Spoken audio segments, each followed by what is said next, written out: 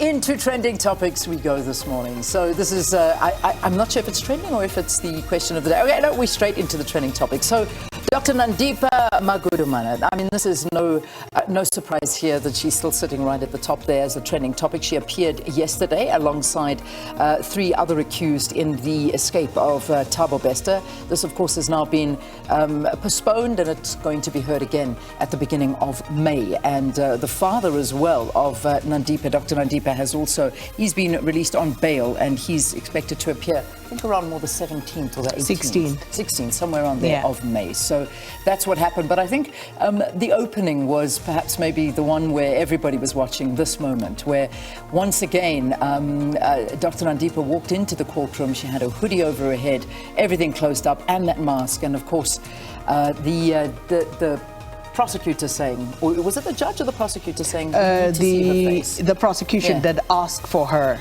to reveal her face. Yeah, the defense saying the defense, of course, enough. Yes, ID should be enough, and I suppose in the end, the magistrate agreeing with the prosecution, and she was asked to actually reveal her face. Yeah, so I mean that's been a talking point. It will remain to being a talking point for quite some time. But that, of course, is the number one trending topic at the moment. Yeah, right. The next one, stage 8.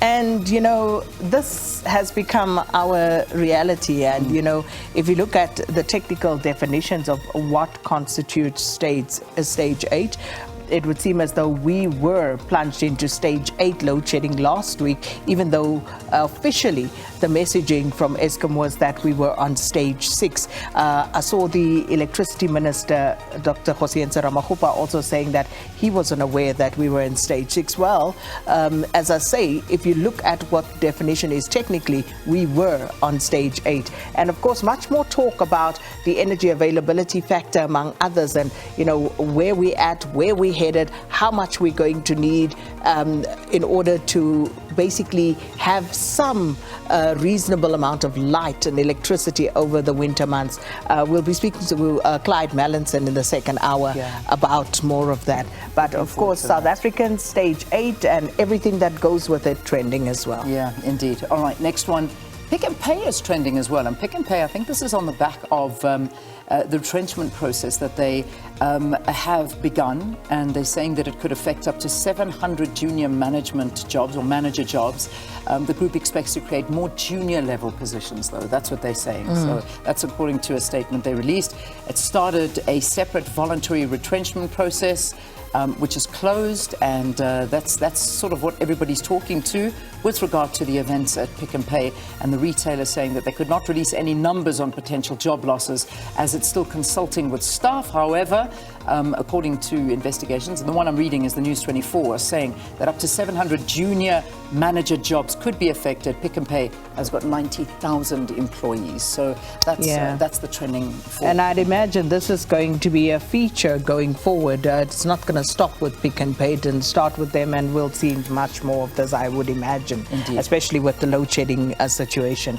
And then, of course, hashtag Logan Paul. Let me just say, I was not aware of this. I was blissfully unaware until yesterday morning when Leanne, and I think it was Hetty, who started talking about this.